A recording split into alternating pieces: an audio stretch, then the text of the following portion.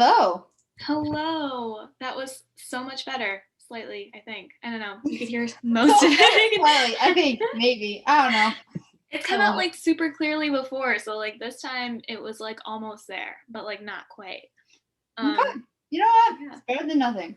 You're right. Except our cord doesn't, resolve, but it's fine. I mean, that's the point. We're not supposed to resolve. We're just quirky like that. We're not normal. We're far from normal. Okay, anyway, we're far from normal. Like I just said, this is Miranda. This is Shivani. And episode 34? Yep, it's 34. Okay, cool. Good job. And we have a special guest with us here today. Would you like to introduce yourself, dear? Yeah, sure. My name's Rebekah. I don't know what else I'm supposed to say, but yeah. Major, Yeah, I'm a music major. Hoping to become, neurosurgeon one day, maybe. But, just living the dream. Yeah. Love it. Today we were going to be talking about a little bit of a heavier subject. We're going to get into domestic violence. So, I know we had a couple notes on that. Did you want to get into any of that? Me or Rebekah? Well, you or Rebekah, but yeah. I think I was just gonna give Rebekah a chance to talk about what she wants to talk about, and then we could go off of that. Okay, yeah, that sounds good. Ask questions. Yeah, that sound good. Yeah. So actually, I'm assuming we're talking about the story of I've not actually experienced personally domestic violence, but I am involved in a case pretty close to it, which is kind of sad. So not many people know this, but I was adopted by my adoptive father when I was 3, as my mom won sole custody of me when I was very young, because my biological father was a child molester and rapist. Not only that, but it was within the family, which is really sad. And it was between him and his sister what went down. And years later, we found out that the situation had occurred many times, but my mother found out about it about a year after their marriage, and she was pregnant with me at the time, and she didn't want to believe what was going on. She wanted to believe him for a while. He was really manipulative, but in the end, the facts all pointed to one conclusion, and he was denying it. But yeah, so it's really been hard afterwards dealing with that, because not only did his actions break up his own family used to do Sunday dinners every week. And I don't have any recollection of this, but that was something I was a part of. Me and my cousins, we would get together every Sunday. Ever since I turned about 2, I never saw my cousins again on that side of the family. We had no contact except with my grandparents, and that was per recommendation of the pastor of my mother's church. Honestly, as I'm sure you guys can understand, she wanted nothing to do with that side of the family anymore, because my grandparents did kind of sweep everything under the rug and make sure that no legal action was taken against my father for what he did, which, the unconditional love of a father for a son is one thing, but, it's definitely a difficult thing to go through as a family, and perhaps they didn't handle it how they should have. I don't know. I was, as I said, only 2 at the time. But it's definitely left a huge hole in my life. I know my father has stepped in, my adoptive father has stepped in to fill that role, which he's done a fabulous job of. But, in the sense of family, it's not the same, not growing up with both your biological parents, even if there is a divorce. A lot of kids do have that ability where they live between two families or they do see their father. But he was actually allowed visitation rights, which he did not take advantage of. Um, but it was supervised visitation, so it's a little bit different. Yeah. That's pretty much the story. Thank you for sharing with us. Thank you for feeling comfortable enough to talk about it on the podcast. Shivani, do you have any questions? I know I've talked to Rebekah about this stuff, outside of the podcast, so I thought I'd give you a chance to. Thank you for sharing that story. That was thank you. That must have been really hard for you to share, and it takes a lot of strength and courage to share information like that. So you're probably helping a lot of people just by sharing your story and maybe giving them hope or courage through whatever they're going through. Have you, I know you, like you said that you went through this when you were really young, so you don't really have much recollection. Do you think it's affected any of your relationships now? Do you think you take some of that trauma into relationships now? Yeah, so I definitely, this compounded with a couple other things, has definitely left me very wary. I feel really bad about saying this, but wary of men in general. I have a lot of trust issues, and it shows through in some of my friendships, but mostly it's, I just don't trust people in general. I don't believe what they say to me, especially if it's good things, which is weird because you kind of get that. I felt a lot of abandonment by my biological father. He abandoned me for his own desires, which was kind of a harsh reality to face. So yeah, there's that. But also more recently, it's caused a huge rift. I have a younger brother that's also was also conceived. My mother had him with my biological father, so he's my full related brother. I also have two half siblings, which I consider them my full siblings. But my younger brother has recently decided that he believes what my biological father's story is. I just got to meet him recently, and he's still living in basically a lie. He's still trying to manipulate people, and somehow my brother has believed him. And so I haven't seen or spoken to my brother in about 3 months. Wow. He left last August, and he hasn't been really a part of the family since, by his own choice, I will say. But yeah, that's hard. Yeah. Did your brother have contact with your father? Is that something you were involved in?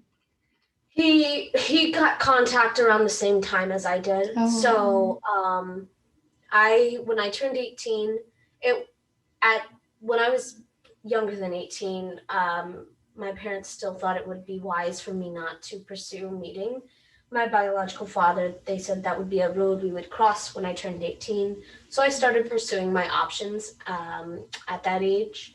And I talked to some of his family. I got to be in contact with some of his relatives, my aunt and uncle that I had not seen in several years. And we talked about it, and they still thought it was very dangerous for me to meet him. Not that he would do anything to me, but just that he was, not in a good mental place. Same with his parents, actually. And so I kind of just tabled it for a while. But then when my brother left, when he turned 18, he started pursuing options as well. And he basically said that if nobody would help him find my biological father, he was going to do it himself via online means. And my family was concerned about that. Yeah. So they helped him out, and then they, in the meantime, also gave me contact information.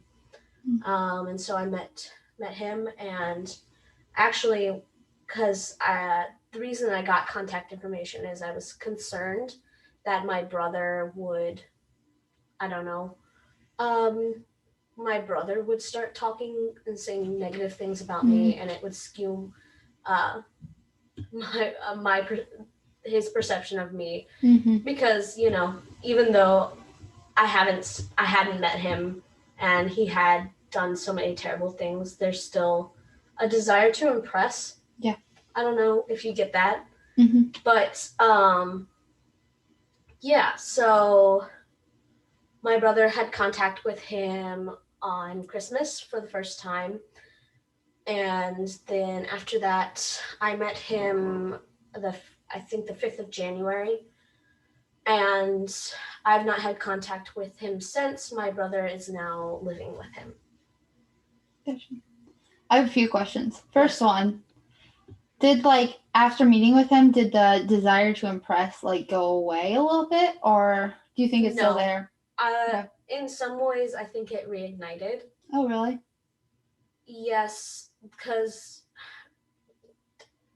for reasons it's hard to understand psychologically, but something in my mind switched, and it was like, well, if you're not ready to, he said he was ready to be my father. Clearly that wasn't the case. He was just paying lip service. And so, in my mind, if he's not ready to be a father, I want him, it's really selfish, I want him to see me succeed without him. Right. Okay. That's totally valid. Yeah, it's hard for me to come to terms with that, but yeah. Well, you're allowed to be upset, and you're allowed to, when people don't, respect you or appreciate you, it's a very strong driving force for you to, succeed. Yeah. I also, second question, unless you have something, Shivani. No, go ahead. You're good. Second question, what was it like talking to your aunts and uncles after not talking to them for such a long time? It was different, especially when we didn't talk about the situation directly because very taboo. Yeah. Even to this day, nobody likes to talk about it. Okay. But you could tell there was a sense of melancholy and sadness because the aunt or the uncle that I was able to contact, he is very much a family man. My cousin, his daughter looks pretty much exactly like me. Oh, wow. And she's about a year younger than me. So there was a lot of sadness that they hadn't seen me in a while, and a lot of sadness that that's how I found out about the Sunday family dinners. Oh, okay. And all that the, issue of domestic violence had destroyed within the family. Right. Not just the trust between the victim and, the perpetrator, but also the entire family. Not only the entire family, it affected the church they went to. There were divides in the church. People left because of what was happening.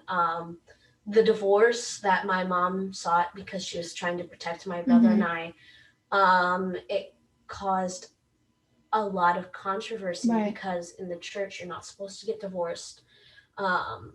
She was, condemned as cheating on him for the longest time until there was stuff that the pastor did to mitigate those rumors. There's divides in my own family now over this. As I spoke on. Your brother, yeah. My brothers decided to leave. There's definitely, and there was a lot, my parents were definitely, I grew up very sheltered because of the situation, because there was a lot of fear, and for good reason, because there was one point where we were concerned that my biological father would pursue us. Pursue you, try to take you as his kids, or okay. not take us as his kids, but like harm the family in some way. And so growing up, even my younger siblings that don't share my biological father, they know the story. Mm-hmm. They're aware of who he is, which is something as an older sister that's really hard for me to see. You don't wish that upon anyone. Okay. That fear. Yeah. Yeah. I know like this is like still an ongoing thing, but do you think that you are going through like a recovery process? And like if so, how is that? What's that like for you? Like what do you do to process everything that's going on? Yeah, so I was about 8 when I learned the full story, I think. And for the longest time, it was something you can't really talk about. Mm. Your friends aren't old enough to comprehend. Right. Your friends, if you tell them that, that's kind of really scary, and people don't know how to respond. Now that I'm an adult, I do have friends that are able to comprehend, are able to understand. Now that some of this had been swept under the rug for a while, until just about last August is when everything started coming back up. Is that because your brother left in August? Okay. Yeah. And so then my mom and my family are a little more willing to talk now. They were always willing to answer my questions whenever I had them, which is it's the best situation you could hope for.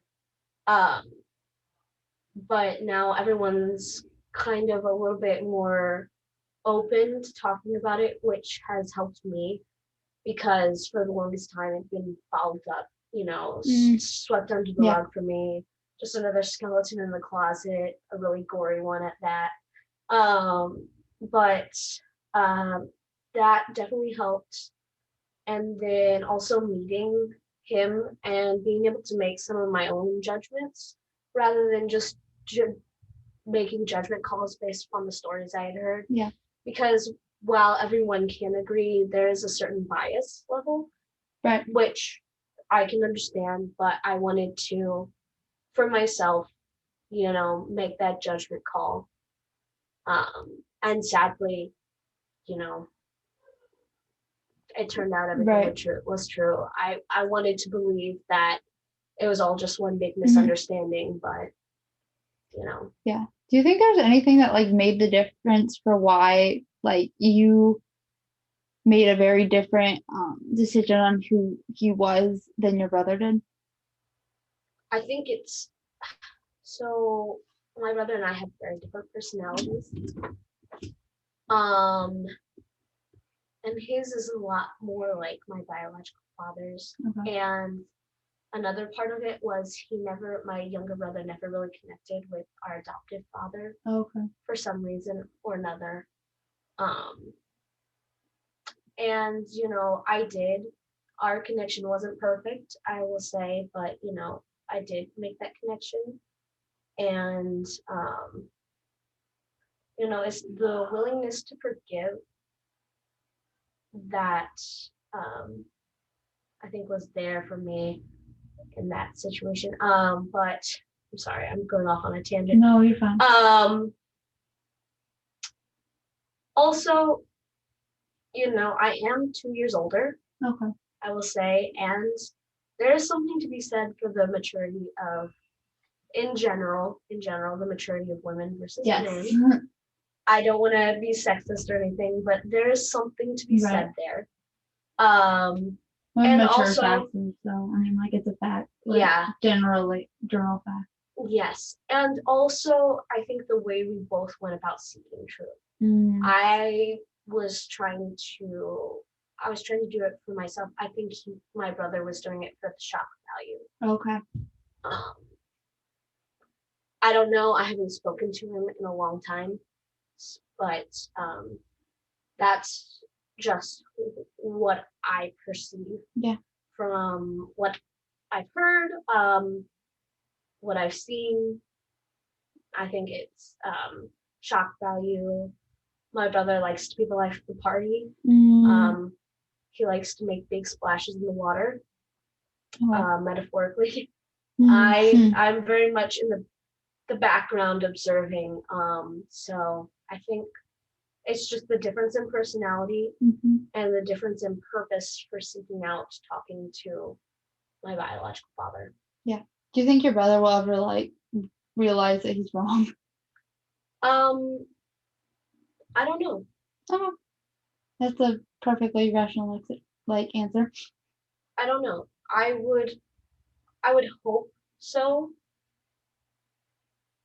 I would hope, maybe not necessarily that he's wrong, but maybe that he's made an incorrect judgment call.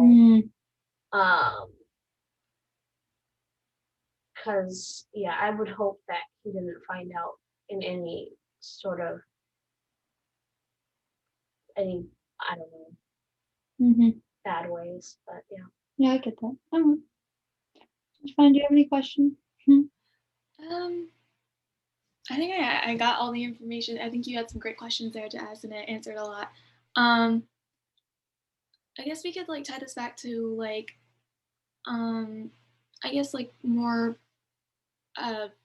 in general, like how women I guess deal with this, because I know a lot of women who just don't trust men anymore, and and a lot of it is like trauma, but also just in general, like there's a lot of things going on in the world that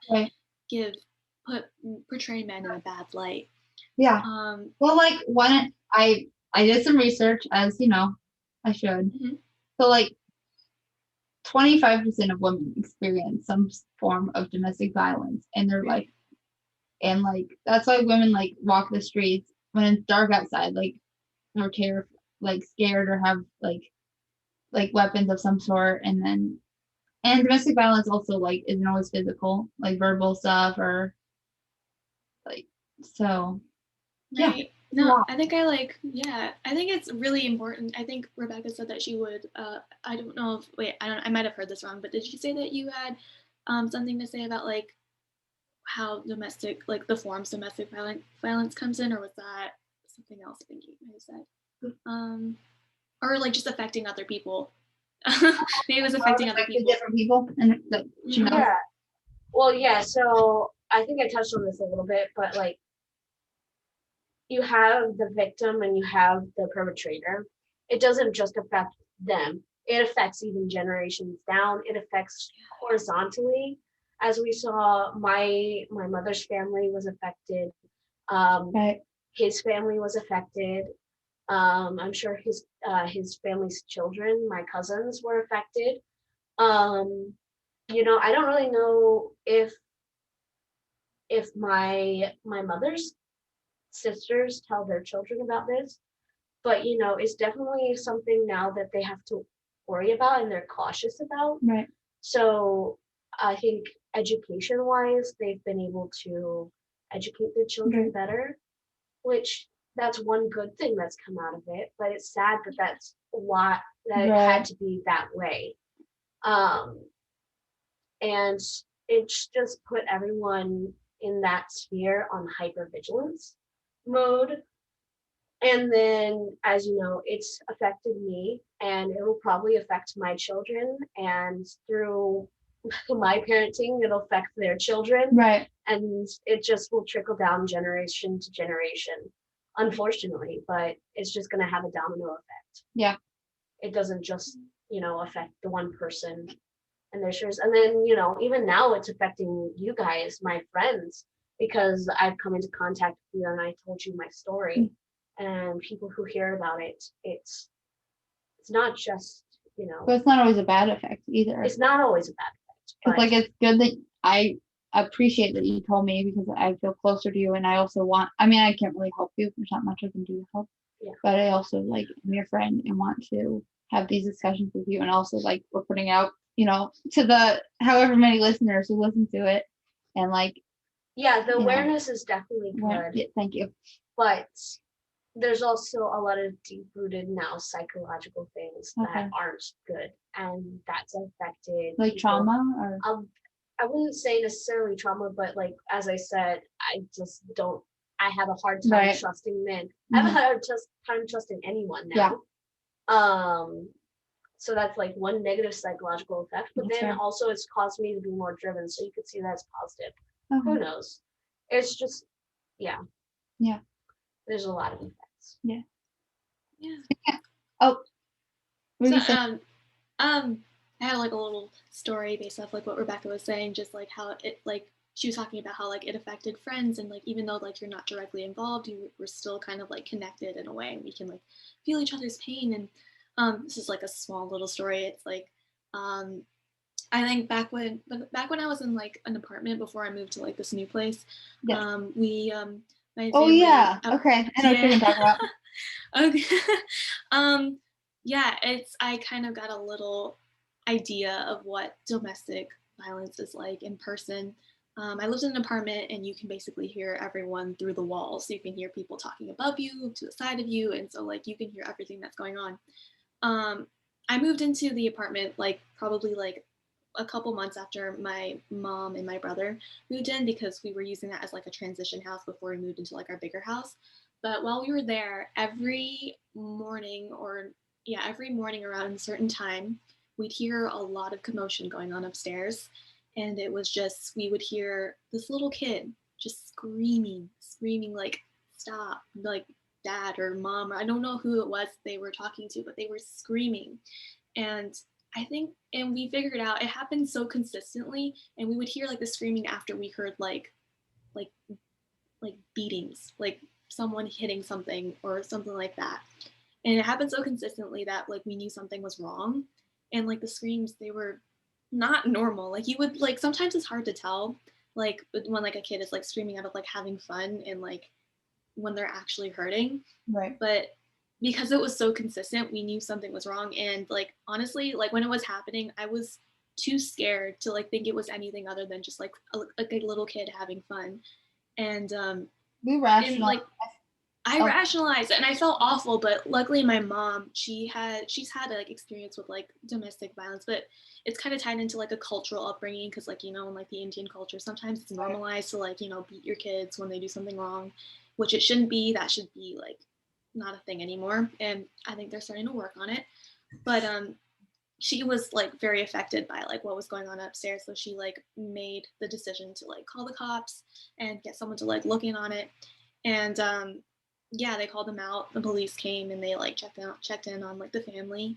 It was like a little boy, and like their dad was, I think, beating them. But after that day, we stopped hearing all the screaming and the beating, so we think it was something wrong. But ever since that, I just have been so scared, and I felt so bad that I couldn't say anything, and I couldn't do anything, and I wish I had, and I like really regret that I hadn't done anything earlier, because I was like rationalizing it in my head, and it just hard. And like I wasn't even directly involved. So like to Rebekah's point, like it really does affect you, even if it's not like you're not really directly involved. And like it's scary, and it makes you like just distrust like everyone and anyone. Like you just rethink the entire world around you and how like bad people can get. And so I really feel for you, and I'm so sorry that happened to you, and thank you for sharing your story.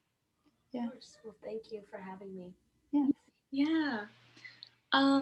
Are we out of time? We have like a minute and a half left, but we got this. I want to talk about mental health stuff in relation to it more. Okay, but we're almost out of time. Sad. No, we can keep it going. I mean, do you have like any questions? I was what was the last thing you said? Rationalizing. Hard. I guess like, because you said your family doesn't really like talk about it much, but like when you this is hard to ask, when you do, like, is it like a very like group type thing, or is it like individuals like this? Does that make sense? Yeah, it's definitely a whole family ordeal. Okay. Well, whoever's in the family who's old enough to know. Currently, we do have kids in the family who don't know the whole story. Just because they're not at that mental age to be able to handle it.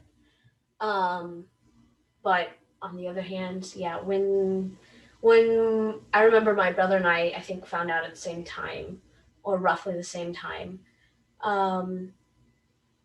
And it was definitely my mom and dad sat down and had a conversation with the both of us. Okay. Or if I have questions, it's always me going to both parents. Do you think that helps it make it like more? A little bit. It definitely gives a sense of camaraderie. Like we've all been through this thing together in some sense. We've all been affected by it, and it's in some ways made our family stronger, but in whatever ways it hasn't, we can band together. And in some ways it has brought our family closer together. Obviously that's changed within the past 6 months, but right. Yeah. Okay. Oh, sorry, go ahead. Do you have a question, or are you gonna just like wrap it up? I was going to wrap it up. Okay, then you have a question. Question. So like this is totally something you don't have to know, but I just figured like why not? Do you have like these are I'm gonna split the question because it's 2-part question. First thing, like, is there anything as like a society we can do that helps us prevent domestic abuse actions, or like get into a better spot to help people, or like those kind of things? I would say always err on the side of caution. Okay. Don't be afraid to ask if something seems fishy. Because if you're wrong, it's just an awkward conversation. If you're right, you can save a life. That's true. Because, I mean, nothing, like, nobody died in my situation, but there are situations in which people have. And even if you're not saving a life, you're still saving somebody a lot of trauma. Yeah. You could be helping out a lot. Even if it's going to hurt, exposing the, the domestic abuse, it's better than the alternative. Right. And I think if we normalize asking, hey, is everything okay? I heard X, Y, and Z, maybe coming from upstairs, or if you feel comfortable doing that. If you don't, maybe find somebody who you can tell that might be able to do something more than you can. Right. Yeah. So which is why like they called the police and exactly. Like, Exactly. Or if maybe you're concerned about somebody who's only your acquaintance, maybe you talk to one of their friends, one of your friends who knows them better, somebody who is maybe more comfortable, but just make sure that there's something done. Always err on the side of caution of doing too much, maybe, rather than too little, assuming that it's nothing before it gets out of hand. Makes sense. And then part 2 of the question, which is totally unrelated, but I wanted to I wanted opinion. Thanks. Do you have any advice for anyone who might be listening who has gone through similar things or even like different versions of domestic violence, like anything that has helped you that you think could help others?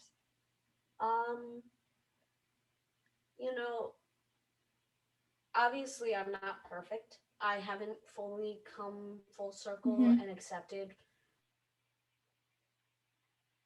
everything, but talking to people helps if you're comfortable with that. Even if you're not, find somebody who's like a therapist or something like you can just tell your story to. Yeah. That's how I started.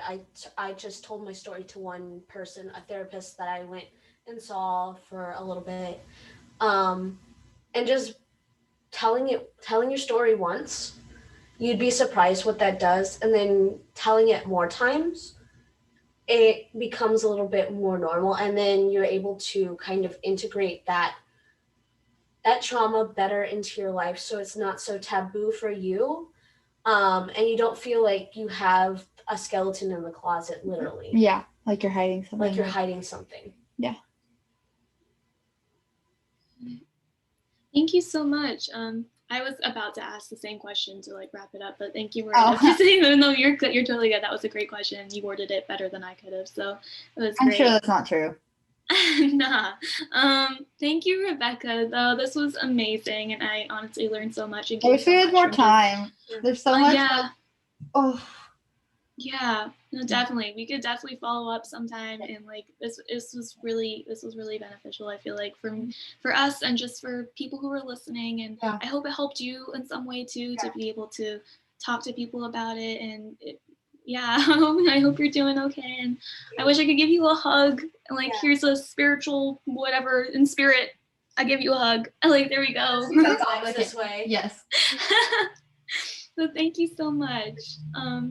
Yeah, Miranda, do you have any final comments? Do not.